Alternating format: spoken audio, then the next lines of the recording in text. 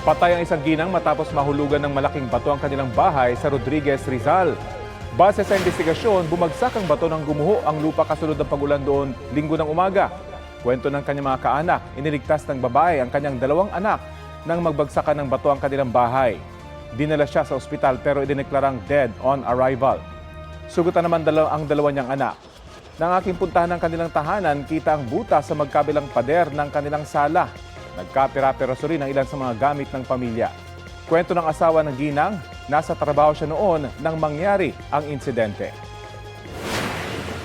Nagulat nga po kami sa ganun kalaking bato, bakit gumulong sa dyan na sa bahay pa namin dumaan. Yung nanay lang po talagang nag-sacrifice sa 2 niyang anak. Binuwis niya yung buhay niya. Yung rinig din ni mama na sumisigaw dito, ginilid niya kami 2, tapos babalikan sila ate. Paglabas niya, nagulungan siya ng bato. Sa inisyal na pagsusuri ng barangay, may mga bato pa sa taas ng bundok na posible ring dumausdos.